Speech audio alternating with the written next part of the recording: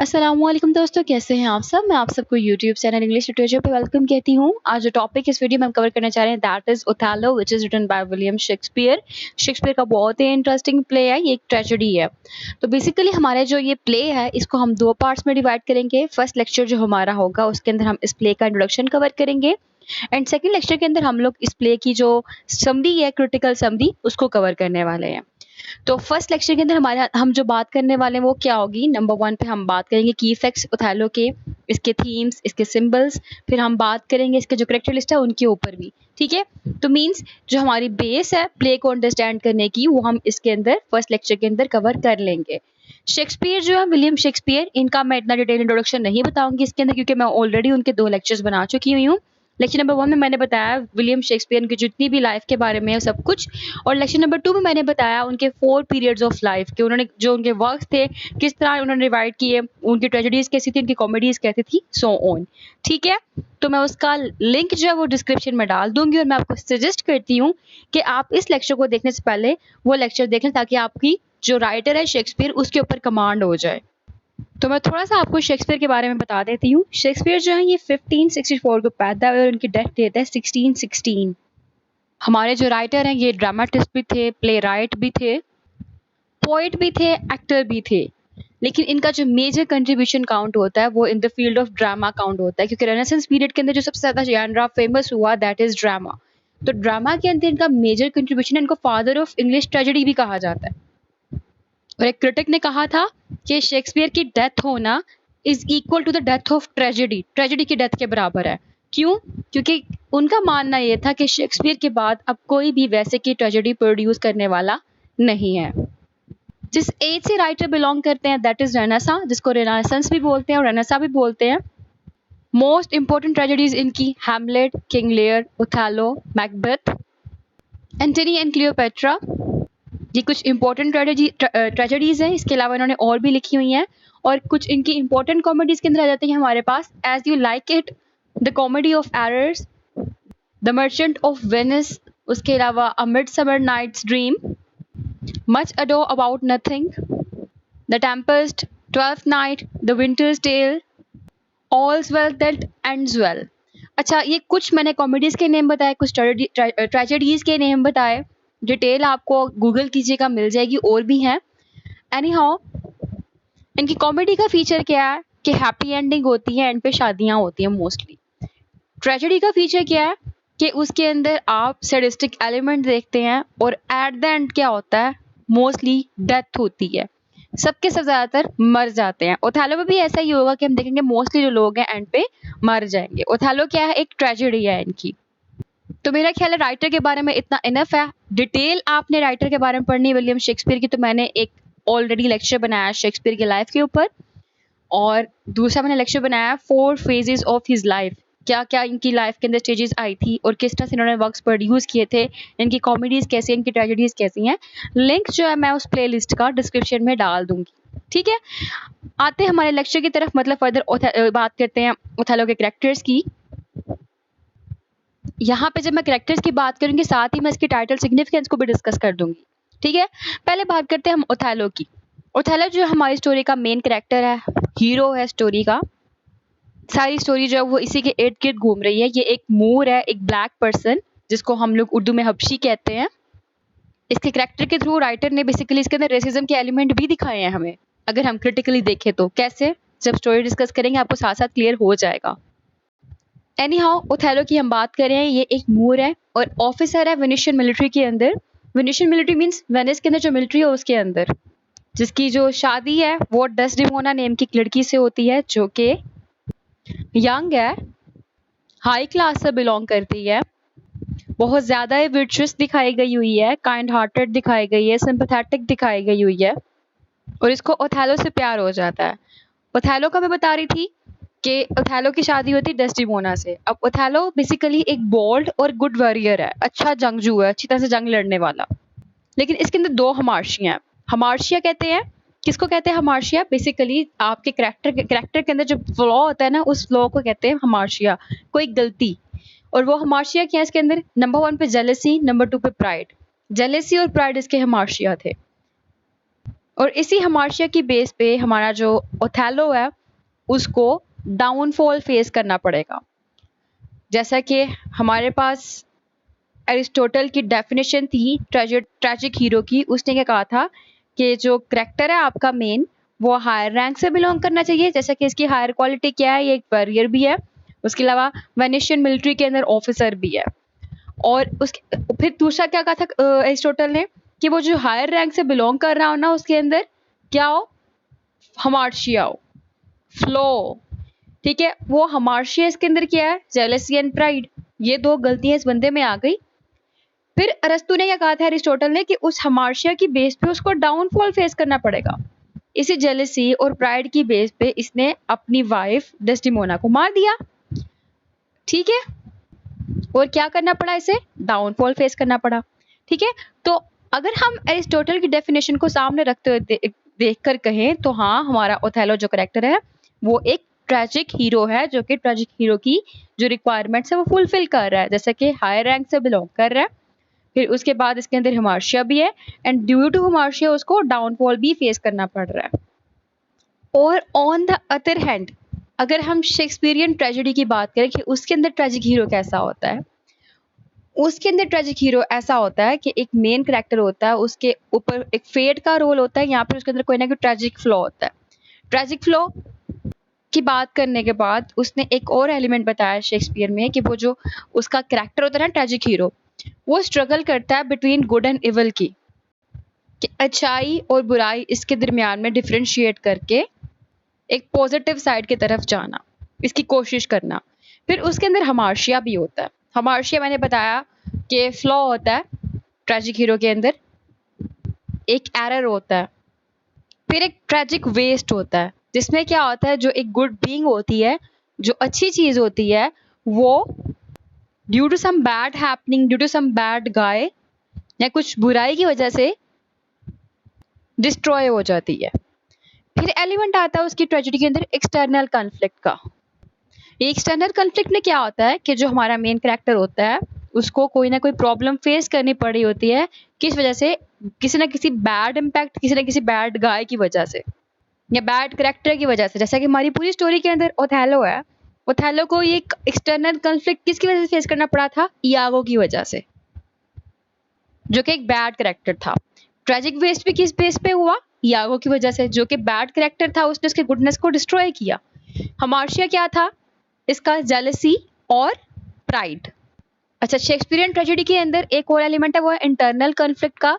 ये क्या होता है, इसमें हीरो जो होता है ना वो स्ट्रगल कर रहा होता है, उस स्ट्रगल के अंदर इंगेज होता है, जहां पे उसका फ्लो आता है, जहां पे उसका हमार्शिया आता है। कि जिस तरह के अब ये इसका हमार्शिया क्या था, इसकी जेलसी, इसको कैसियो से जेलसी हुई, उसी बेस पे इसका इंटरनल जो कॉन्फ्लिक्ट था इसको तंग करता रहा, ये स्ट्रगल करता रहा उसके अगेंस्ट, और उसने यह किया अपने इंटरनल कॉन्फ्लिक्ट की बेस पे एंड पे आकर अपनी वाइफ को मार दिया। अब शेक्सपियर ट्रेजेडी का एक और एलिमेंट है वो कैथारसिस। कैथारसिस क्या है, जिसके अंदर ऑडियंस के जो इमोशंस हैं वो एम्पैथी के साथ मतलब कैरेक्टर के साथ एम्पैथी उसके अंदर दिखाई जाए।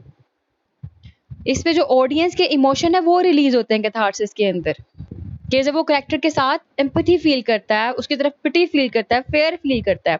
जैसे कि हमने देखा ओथेलो है, एट द एंड जब ओथेलो को रियलाइज होता है कि that his wife was innocent, वो तब क्या करता है, वो तब एक पेनफुल स्पीच डिलीवर करता है और उसके बाद अपने आप को स्वॉर्ड के साथ मार देता है।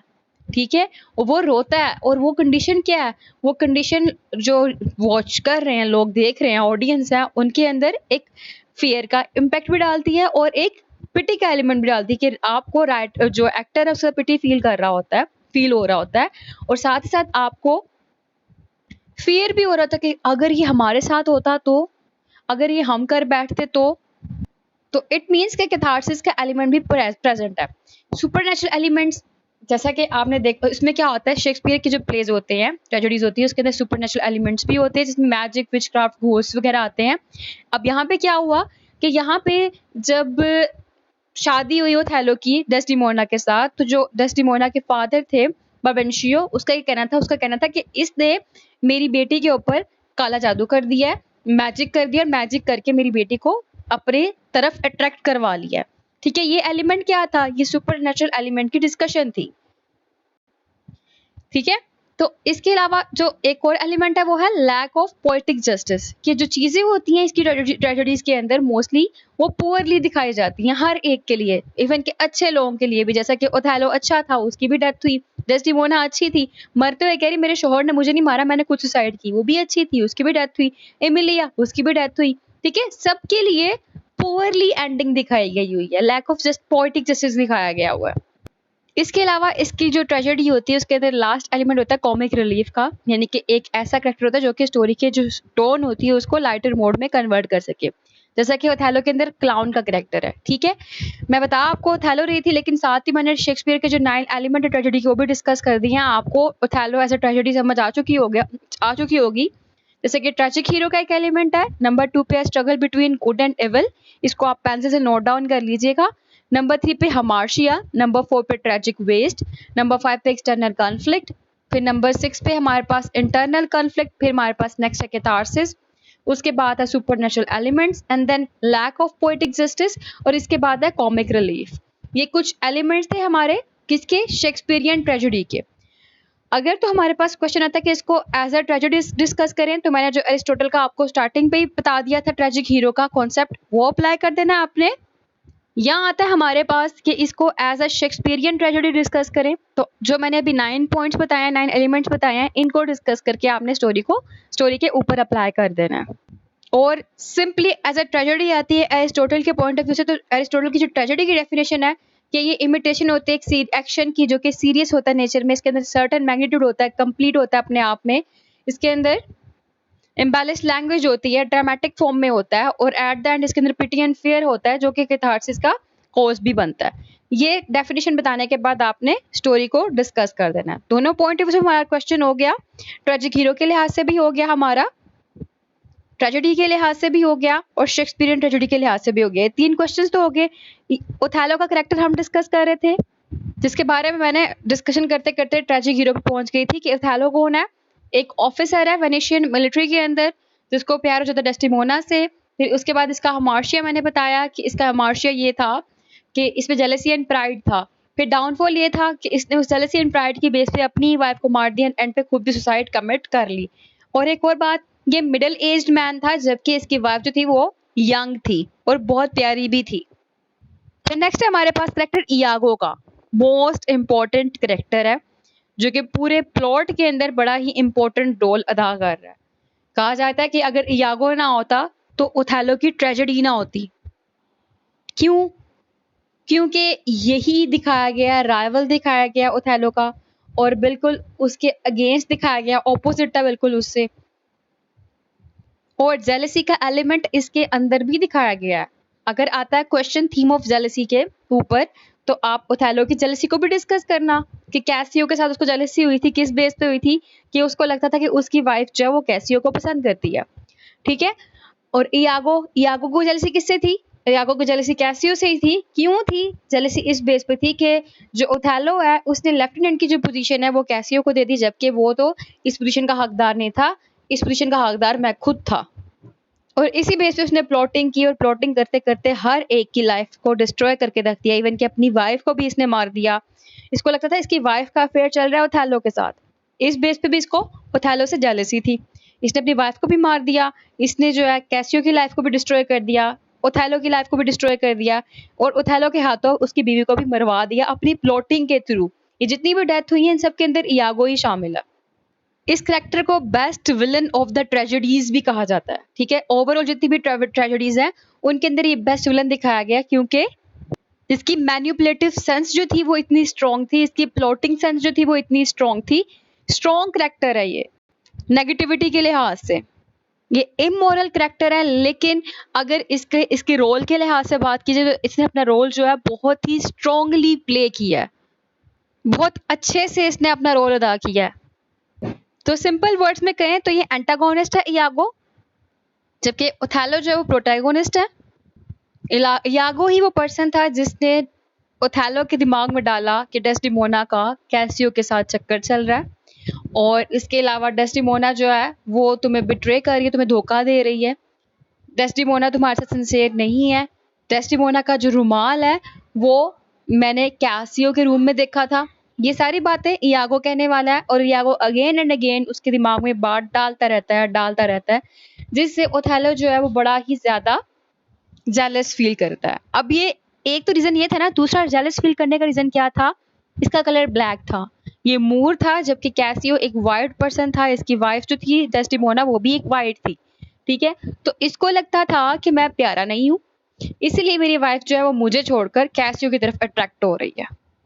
और इयागो को इसको डिस्ट्रॉय करने के पीछे रीज़न मैंने पहले भी बताई, आपको दोबारा रिकॉल करवा देती हूँ।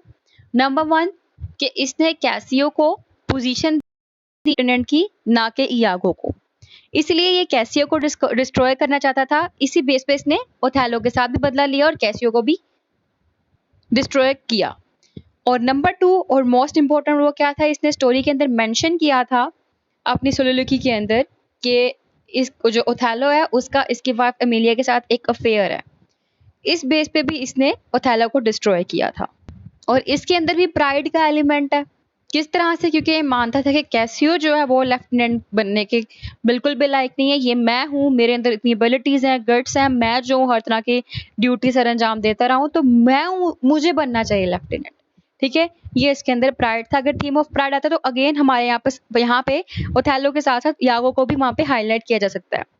द नेक्स्ट कैरेक्टर हमारे पास डेस्टिमोना, एक बहुत ही अच्छा कैरेक्टर है स्टोरी के अंदर, जो कि पॉजिटिव कैरेक्टर दिखाया गया हुआ है। एक वेनेशियन वुमन है जो कि हाई बर्थ से बिलोंग करती है, गुड ब्रीडिंग से बिलोंग करती है। ये बहुत ज़्यादा इसको वर्चुअस दिखाया गया। अब ये भी इसका हमार्शिया हो सकता है, ओवरली वर्चुअस, ठीक है? इस कैरेक्टर का बहुत हार्टेड सिंपैथेटिक दिखाई गई हुई है।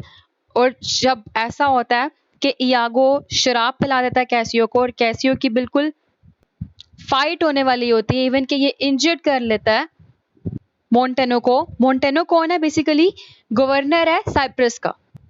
और ये जब मोंटेनो जो कि गवर्नर है साइप्रस का उसको इंजर्ड करता है, इस बेस पे ओथेलो उसको उसकी जो पोजीशन होती है लेफ्टिनेंट की वहां से रिमूव कर देता है, ठीक है?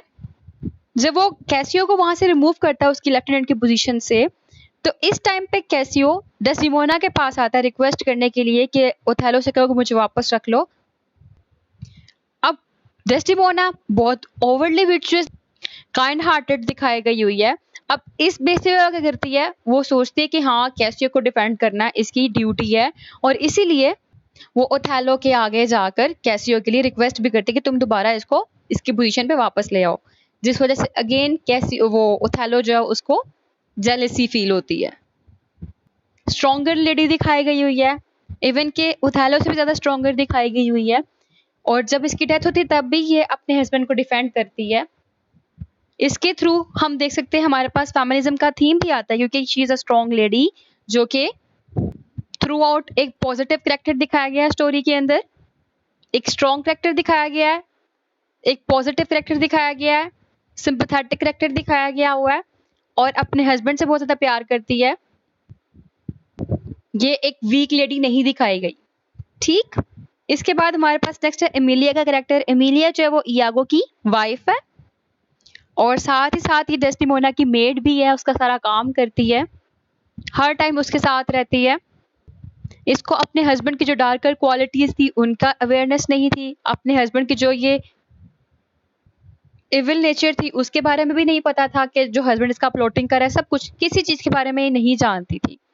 ये थ्रू आउट स्टोरी में डेस्टिमोना के साथ बहुत ज़्यादा लॉयल रही है, और इसको नहीं पता था अनविटिंगली इसने इयागो की जो ट्रेजेडी थी, इयागो की जो प्लॉटिंग थी, उस प्लॉटिंग के अंदर इसने एक की पार्ट अदा किया। वो क्या था? वो ये था कि इयागो ने इससे डेस्टिमोना का रुमाल मांगा था और इसने उसको दिया। इसको नहीं पता था कि इयागो ने उस रुमाल का करना क्या है, और बाद में इयागो ने उस रुमाल को एज अ टूल यूज़ किया ओथेलो को उसकी वाइफ के अगेंस्ट करने के लिए। तो इन शॉर्ट हमारे पास ये दो लेडीज आई हैं और दोनों की दोनों पॉजिटिव कैरेक्टर दिखाई गई हुई हैं, इनके अंदर कोई भी नेगेटिव ट्रेट नहीं दिखाया गया। फिर है कैसियो का कैरेक्टर। कैसियो जो है ये ओथेलो ने इसको लेफ्टिनेंट बनाया था बिल्कुल स्टार्ट पे, जबकि इसका जो फील्ड के अंदर एक्सपीरियंस था वो बहुत कम था। ये बहुत स्मूथ टॉकिंग वेनेशियन पर्सन था, और कैसियो की डेस्टिमोना की आपस में दोनों की अच्छी फ्रेंडशिप भी थी, और ओथेलो को इयागो ने फोर्स किया दैट इसका अफेयर है डेस्टिमोना के साथ। ठीक हो गया। एक कैरेक्टर है ब्रावेंशियो का, जो कि डेस्टिमोना के फादर है, फिर एक है रोड्रिगो का कैरेक्टर जो कि डेस्टिमोना को बहुत ज़्यादा पसंद करता है और वो चाहता है कि इसकी शादी जो है डेस्टिमोना की इसके साथ हो। लेकिन जब डेस्टिमोना की शादी ओथेलो के साथ होती है तो इयागो और रोड्रिगो मिलकर प्लॉटिंग करते हैं ओथेलो के अगेंस्ट। और इयागो प्रॉमिस करता है रोड्रिगो से कि डेस्टिमोना जो है वो तुम्हारी हो जाएगी। लेकिन स्टोरी में हम देखते हैं कि रोड्रिगो को मिलता है एक्चुअली कुछ भी नहीं है, बट एट द एंड क्या होता है, इसकी डेथ होती है। डेथ किस तरह से होती है, ये कैसियो को मारने लगता है। जब ये उसको मारने लगता है लेकिन उसके मरने के बजाय डेथ रोड्रिगो की हो जाती है। तो ये जो हमारे कैरेक्टर्स थे सब कवर हो गए हैं जो इम्पोर्टेंट थे। अब आते हैं हम हमारे स्टोरी के की फैक्ट्स की तरफ, क्योंकि हमने टाइटल को डिस्कस करना। हमारा जो स्टोरी का फुल टाइटल है that is the tragedy of Othello the more of Venice. ठीक है, ये हमारा टाइटल है। यहाँ से टाइटल सिग्निफिकेंस की बात कर लेते हैं हम लोग की फैक्ट्स को डिस्कस करते करते। स्टोरी में हमने देखा अब तक, यानी कि हमने स्टोरी जो डिस्कस नहीं की, कैरेक्टर्स डिस्कस किए। कैरेक्टर से ही आपको समरी का काफी ज्यादा आइडिया हो चुका होगा। तो देखा हमने क्या उसके अंदर कि ओथेलो जो अपनी वाइफ से बहुत ज्यादा प्यार करता है, वो वेनिस से बिलोंग करता है, वो एक मोर है, एक ब्लैक पर्सन है, और उस ब्लैक पर्सन की बेस पे यहाँ पे रेसिज्म का एलिमेंट क्रिएट किया गया, क्योंकि वो सोचता था कि वो प्यारा नहीं है, वो खूबसूरत नहीं है, वो एक ब्लैक है। इसी बेस पे डेस्टिमोना जो है वो कैसियो को पसंद करने लग पड़ी है, सो ऑन सो फोर्थ। अब हुआ क्या, हमने देखा स्टोरी के अंदर through and through Othello. Protagonist कौन है, ओथेलो। ट्रेजेडी किसकी हुई, ओथेलो की। किस तरह से हुई, इसी के हाथों इसी के लव को मरवा दिया गया। मरवाया किसने, इयागो ने। जो टाइटल है वो जस्टिफाई कर रहा है ट्रेजेडी को, जस्टिफाई कर रहा है ओथेलो की ट्रेजेडी को। और सिंपली देखे जाए तो पता क्या लगता है कि जो प्ले है ये सिर्फ और सिर्फ ओथेलो के बारे में नहीं है, बल्कि एक ब्लैक पर्सन के बारे में है जो कि वेनिस में रह रहा है। और वेनिस में मोस्टली सबके सब क्या है, वाइट है। ठीक है, उन वाइट के अंदर एक ब्लैक की ट्रेजेडी दिखाई गई हुई है। तो टाइटल से थीम ऑफ रेसिज्म क्रिएट हो रहा है। ठीक है, तो अगर आपको सवाल आता है रेसिज्म के ऊपर तो आप उसमें टाइटल को भी डिस्कस कर सकते हैं। ठीक हो गया, तो यहाँ पे मेरी जो टाइटल की सिग्निफिकेंस है वो कवर हुई। अच्छा, ऑथर है इसका विलियम शेक्सपियर। दोबारा की फैक्ट्स की बात करें हम, टाइप ऑफ वर्क, ये एक प्ले है, इसका यानरा ट्रेजेडी है। शेक्सपियरियन ट्रेजेडी कैसी होती है, उसके 9 एलिमेंट्स मैं आपके साथ डिस्कस कर चुकी हुई हूँ। लैंग्वेज इंग्लिश है। जब लिखा गया और जिस जगह पे लिखा गया वो है 1601 से 1604 तक का टाइम पीरियड इंग्लैंड में लिखा गया। ये इसकी पब्लिकेशन 1622 में हुई थी। पब्लिशर इसके थॉमस वॉकले थे। सेटिंग जो प्ले के अंदर दिखाई गई हुई है वो लेट 16th सेंचुरी दिखाई गई है, during the war between Venice and Turkey. जब वेनिस और टर्की के दरमियान में वॉर हो रही थी लेट 16th सेंचुरी के ड्यूरेशन में, वो सेटिंग इसके अंदर दिखाई गई हुई है। अब मैं इस वॉर के बारे में बात कर दूं, ये जो वॉर है इस वॉर को वॉर ऑफ साइप्रस भी कहा जाता है। ये जो वॉर थी वॉर ऑफ साइप्रस, यानी कि वेनिस एंड टर्की के दरमियान में जो वॉर थी, इसको वेनिशियन वॉर भी कहा जाता है। और ये वॉर 1570 से 1573 के ड्यूरेशन तक चली है। अब इस वॉर में क्या हुआ था, इस वॉर के बिल्कुल ऑपोजिट सीन इस प्ले के अंदर दिखाया गया हुआ है। इस वॉर में क्या हुआ था, ऑटोमन एम्पायर, सल्तनत उस्मानी जिसको कहते हैं, इस वॉर से पहले वो एक्सपैंड होती जा रही थी। अब ऐसा होता है कि सल्तनत उस्मानिया यानी कि ऑटोमन एम्पायर जो थी वो इस्लामिक एम्पायर थी जो कि आहिस्ता आहिस्ता एक्सपैंड होती जा रही थी। अब फिर 1570 की बात है। 1570 में टर्क्स ने, जो तुर्की के लोग थे, उन्होंने एक फुल स्केल इन्वेजन जो थी उस मतलब ना एक फुल प्रॉपर वे में अटैक किया था साइप्रस के ऊपर। और साइप्रस पे अटैक करने के बाद ऐसा हुआ कि जो ऑटोमन एम्पायर थी, जो ये तुर्की के लोग थे, वो जीत गए थे और उसको अपने अंडर ले आए थे। ठीक है, अब ये साइप्रस क्या था, ये वेनेशियन जो थे ना, वेनेशियंस का एक सबसे इंपॉर्टेंट प्लेस रहा है, सबसे अहम प्लेस रहा है, जिस प्लेस को ऑटोमन एम्पायर ने विन कर लिया था। लेकिन ऑन द अदर हैंड हम शेक्सपियर की बात करें तो शेक्सपियर के नज़दीक जो हिस्ट्री है वो इतनी इंपॉर्टेंस नहीं रखती। ये जो ट्रॉमा था शेक्सपियर के माइंड के अंदर था और शेक्सपियर ने इस इवेंट को चेंज करके अपनी राइटिंग में लिखा और दिखाया उसने ऐसे कि जो तुर्किश थे उनकी शिप्स जो थी वो डूब गई थी। अब शेक्सपियर ने ऐसा क्यों किया, नंबर 1 उसने एक वॉर का सीन तो क्रिएट किया, नंबर 2 जो बीइंग था उसने दिखाया यहाँ पे, क्योंकि राइटिंग्स कुछ भी कर सकती हैं। और नंबर 3 शेक्सपियर वॉर को प्रेजेंट करना चाहता था ही नहीं, इसीलिए उसने जो वॉर थी दिखाया गया ना एक्ट 1 एक्ट 2 के अंदर कि वो जो तुर्किश हैं वो आ रहे हैं अटैक करने के लिए, और उसके बाद ओथेलो जो है वो साइप्रस को बचाने के लिए निकला है यहाँ से उस अटैक से, और तुर्किश वहाँ पे पहुंचने से पहले ही वहाँ पे वो उनकी जो शिप्स है वो कहता है डूब के मर गई, तबाह हो गई उनकी शिप्स। मतलब ये क्या था उसका कि वो अपने प्ले के अंदर वॉर दिखाना चाहता था ही नहीं और पीसफुली उस पिक्चर को डिपिक्ट करना चाहता था। तो ये हिस्ट्री है, मतलब हिस्टोरिकल बैकग्राउंड जो है वेनिस और टर्की का वो ये था, जिसको वॉर ऑफ साइप्रस भी कहा जाता है। एक्चुअल में वॉर को क्या हुआ और जो हमारे राइटर हैं शेक्सपियर उसने कैसे इसको प्रेजेंट किया वो मैंने आपके साथ यहाँ पर डिस्कस कर दिया है, जिसको हिस्टोरिकल बैकग्राउंड कहते हैं हम लोग। ठीक है कि हिस्टोरिकल बैकग्राउंड को हम यहाँ पे डिस्कस कर चुके हैं टाइम को डिस्कस करते हुए। सेटिंग प्लेस के लिहाज से बात की जाए तो एक्ट 1 जो वो वेनिस में दिखाया गया है, उसके बाद जो हम दिखाया गया है फर्दर वो दिखाई गई island of Cyprus thereafter, यानी कि थ्रू आउट स्टोरी में हम लोगों को फिर साइप्रस का आइलैंड दिखाया गया है। प्रोटैगोनिस्ट हमारा ओथेलो है, एंटागोनिस्ट हमारा जो इयागो था वो था। ठीक है, अब हम बात करते हैं हमारे सिंबल्स की।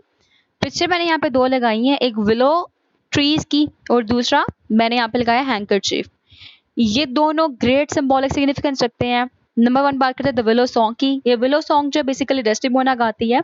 इस सॉन्ग की अगर इनर रियलिटी की बात की जाए तो इसमें जो ये विलो सॉन्ग है ना, इस सॉन्ग की जो लाइंस हैं वो ये इंडिकेट ये करती हैं कि मतलब इस सॉन्ग का जो बैकग्राउंड है उस बैकग्राउंड में क्या बताया गया हुआ है कि एक लवर है, उस लवर के लवर ने ही अपनी लवर को मार दिया। ठीक है, उसके लवर ने ही उसको बिट्रे किया, धोखा दिया। ये जो इसकी लाइन है वो सिग्निफाई करती है। ये जो विलो सॉन्ग है डेस्टिमोना ये सॉन्ग गाती है। अब ये सॉन्ग जब उसने गाया, अब उसके बाद एंड पे क्या हुआ, ये सॉन्ग जो है सिंबलाइज कर रहा है डेस्टिमोना की खुद की डेथ को। फोर शैडोइंग की टेक्निक भी कह सकते हैं हम यहाँ पे। एनीहाउ एंड पे क्या हुआ, ओथेलो ने ही अपनी जो वाइफ है डेस्टिमोना उसको मार दिया। अब यही सॉन्ग एमिलिया भी गाती है अपनी डेथ के वक्त, और उसको मारने वाला कौन होता है, उसका अपना हस्बैंड इयागो। ठीक हो गया, तो विलो सॉन्ग जो सिंबलाइज कर रहा है ये चीज को, यानी कि डेथ ऑफ डेस्टिमोना और एमिलिया दोनों। साथ में बात करते हैं हम हैंकरचीफ की। हैंकरचीफ जो है ये बहुत इंपॉर्टेंट रोल प्ले कर रहा है, क्योंकि हैंकरचीफ ये वो रुमाल था जो कि ओथेलो ने अपनी वाइफ को गिफ्ट किया था फर्स्ट टाइम पे। अब किसकी निशानी हुई, ओथेलो की। यही रुमाल उठाकर इयागो ने कैसियो के रूम में रख दिया। क्या हुआ, यही रुमाल कॉज बना उनके अंदर सेपरेशन की। यही जो हैंकरचीफ था उनके अंदर कनेक्शन का कॉज भी बना था और यही उनका सेपरेशन का कॉज भी बना। इसके अलावा ये जो हैंकरचीफ के ऊपर रेड स्ट्रॉबेरीज बनी है, ये स्ट्रॉबेरीज जो है बेसिकली रेड हार्ट को ही सिंबलाइज कर रही हैं, लव को सिंबलाइज कर रही हैं। और यही जो स्ट्रॉबेरीज रेड कलर, ये रेड कलर जो डेस्टिमोना है उसके ब्लड को भी सिंबलाइज कर रहा है, जो कि ब्लड उसकी डेथ के बाद ओथेलो के हाथों से ही हुआ था। इसके अलावा इसमें एक कैंडल का सिंबल भी है। कैंडल जो है वो डेस्टिमोना की फ्रेजाइल लाइफ को सिंबलाइज करेगा। और हैंकरचीफ की अगर एक और साइड देखी जाए तो बेसिकली लॉयल्टी को भी सिंबलाइज कर रहा है, क्योंकि वो एक प्रॉमिस था ओथेलो के फेथफुलनेस को, जो कि उसका फेथफुलनेस रहेगी डेस्टिमोना के साथ, उस चीज को भी सिंबलाइज कर रहा है। एनी हाउ ये हमारे सिंबल्स थे, 3 सिंबल थे, 2 तो मोस्ट इंपॉर्टेंट विलो सॉन्ग और साथ में हैंकरचीफ, तीसरा कैंडल था जो कि मैंने बताया फ्रेजाइल लाइफ ऑफ डेस्टिमोना, उसको सिंबलाइज करता है। अब बात करते हैं हम थीम्स की। Appearance versus reality. रियलिटी में कुछ हो रहा है तो अंदर अपीयरेंस जो है वो कुछ हो रहा है। इयागो की बात कर ली जाए, appearance is something else and reality is something else. Othello की बात की जाए, अपेरेंटली ब्लैक अनसिविलाइज्ड दिखाया, यानी कि ब्लैक को अनसिविलाइज्ड कहते हैं ना, रेसिज्म क्रिएट किया जाता है वहां से, लेकिन रियलिटी क्या है वो बहुत अच्छा दिखाया गया, बोल्ड दिखाया गया, कर्जियस दिखाया गया। तो अपीयरेंस एंड रियलिटी का थीम जो है वो बहुत इंपॉर्टेंट है स्टोरी के अंदर। इयागो को हर कोई ऑनेस्ट कहता है प्ले के अंदर, लेकिन रियलिटी में क्या है, मैनिपुलेटिव है, डिसीटफुल कैरेक्टर है। ओथेलो की बात कीजिए तो ओथेलो डेस्टिमोना को समझता है कि वो डिसीटफुल है, इम्प्योर है, लेकिन वो ना तो इम्प्योर है ना ही वो डिसीटफुल है। वो एक बेसिकली एक इनोसेंट लेडी है, और ये इसने जो थॉट थी कब क्रिएट की, अपनी इयागो की बेस पे ही। अब इस स्टोरी के अंदर एक और कैरेक्टर है बियांका का। ठीक है, बियांका जो है ना ये बेसिकली एक प्रोस्टिट्यूट है जो कि कैसियो के साथ है। अब कैसियो स्टोरी के अंदर बियांका की बात कर रहा होता है, जबकि ओथेलो को लगता है वो डेस्टिमोना की बात कर रहा है। यहाँ पे भी अपीयरेंस एंड रियलिटी का फर्क आ गया। कैसियो यागो को बता रहा होता है कि मेरे इसके साथ अफेयर है, कैसा अफेयर है, ये सब कुछ डिस्कस कर रहा होता है। ओथेलो जो है वो सारी बातें सुन रहा होता है और उसको लगता है वो बातें सारी सारी डेस्टिमोना के बारे में कर रहा है। तो स्टोरी के अंदर अपीयरेंस वर्सेस रियलिटी एक इम्पोर्टेंट थीम है, इम्पोर्टेंट प्ले है, इसका मतलब रोल है। नेक्स्ट है रेस, सबसे इम्पोर्टेंट थीम। जैसे कि टाइटल मैंने बताया था, टाइटल इटसेल्फ एंगेज वो इंडिकेट कर रहा है रेसिज्म को। जैसा कि टाइटल के अंदर मूर का वर्ड यूज किया गया है और मूर जो है वो एक हिस्ट्री पूरी रिलेट की गई है उनके साथ, ब्लैक्स के साथ, के अनसिविलाइज्ड है, बारबेरिक है, सो ऑन। और वेनिस में जस्ट सारे वाइट्स है, वहाँ पे एक ब्लैक ओथेलो है और ओथेलो जो है वो खुद को समझता है कि जैसे कि वो एक रफ है, एक आउटसाइडर बंदा है, गुड लुकिंग नहीं है। इसी बेस पे तो उसको लगता है कि जो डेस्टिमोना वो कैसियो को पसंद करने लग पड़ी हुई है। तो रेस का थीम बहुत इंपॉर्टेंट है इसके अंदर। फिर है प्राइड, प्राइड का थीम भी इंपॉर्टेंट है। मैंने बताया प्राइड जो है किस किस में है। प्राइड तकरीबन यागो में भी प्राइड है, वो खुद को पता नहीं क्या समझता है। रोड्रिगो में भी प्राइड का दिखाया गया है, वो चाहता है कि नहीं डेस्टिमोना मेरी होनी चाहिए, और यही प्राइड ओथेलो में भी दिखाया गया हुआ है। ठीक हो गया। फिर है डिसेप्शन का थीम, इंपॉर्टेंट है। इसमें डिसेप्शन हम देख रहे हैं कि यागो हर एक कोई धोखा दे रहा है, ठीक है। और रिवेंज का थीम ये भी इंपॉर्टेंट है। यागो बेसिकली रिवेंज लेना चाह रहा है उससे। क्यों लेना चाह रहा है रिवेंज? वो कहता है कि इसने मुझे जो है लेफ्टिनेंट नहीं बनाया, कैसियो को बनाया। समझता है कि इसकी जो वाइफ है उसका अफेयर है ओथेलो के साथ, ये भी है। रोड्रिगो बदला लेना चाहता है। रोड्रिगो बदला क्यों लेना चाह रहा है? वो कहता है कि डेस्टिमोना को लेकर भाग गई यहाँ से, भाग गया यहाँ से, ठीक है। तो रिवेंज का थीम इंपॉर्टेंट है। मैजिक का थीम कि देखो ब्लेम किया गया है इसके ऊपर कि डेस्टिमोना को इसके ऊपर इसके फादर ने ब्लेम किया था डेस्टिमोना के कि ओथेलो ने मेरी बेटी के ऊपर मैजिक कर दिया है, ठीक है, जिस बेस पे मेरी बेटी को ये पसंद आ गया।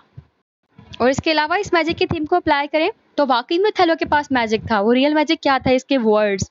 इसने अपने वर्ड्स जो थे, अपनी स्टोरीज जो अपनी बताई थी, उस स्टोरीज से डेस्टिमोना बड़ा इंप्रेस हुई थी, ठीक है। तो इसके जो वर्ड्स हैं वो मैजिक का रोल प्ले कर रहे हैं। इसके अलावा डेस्टिमोना का जो हैंकरचीफ है उसका गायब होना, वो भी मैजिक का रोल प्ले कर रहा है। किस तरह से प्ले कर रहा है? क्योंकि अचानक ही गायब हो गया, पता नहीं कहाँ गया, उनको मिल नहीं रहा था। और ओथेलो के लिए वो हैंकरचीफ ग्रेटेस्ट इंपॉर्टेंस रखता था। ठीक हो गया।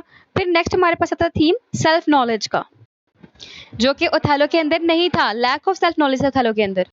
इस लैक ऑफ सेल्फ नॉलेज की बेस के ऊपर जो इयागो था ना, उसका शिकार बन गया था। अब इसी बेस पे क्या बना? वो इयागो का शिकार बन गया। इयागो ने उसको डिस्ट्रॉय किया, जैसा चाहा उसको तबाह किया। यही सेल्फ नॉलेज प्राइड का भी कॉज बनता है। यही lack of self knowledge jealousy का भी कॉज बनता है। क्योंकि इयागो ने जो कुछ किया कि उसने पहले क्या किया, जो जेलसी थी उसी जेलसी को और बढ़ाया। जेलसी किसके खिलाफ? कैसियो के खिलाफ। उसको बढ़ाया, बढ़ाने के बाद उसको फर्दर इंगेज किया किस चीज के अंदर? लाइक कैसियो के अगेंस्ट। और इस चीज से क्या हुआ? हिमार्शिया यानी कि lack of self knowledge, jealousy इसका, उसका प्राइड, ये सब कुछ मिलकर क्या बना? इसने जाके अपनी वाइफ को मार दिया। और वहां पे क्या हुआ? ये जो लैक ऑफ सेल्फ नॉलेज था ये सेल्फ नॉलेज में कन्वर्ट हो गया। अनदर इंपॉर्टेंट थीम, क्योंकि वहां पे जाके इसको रियलाइज हुआ कि इयागो ने इसको ट्रैप किया था और ये उस ट्रैप में आकर गलत कर बैठा। लेकिन इस ट्रैप का पता चलने से पहले ये अपने आप को ऑनरेबल समझ रहा था।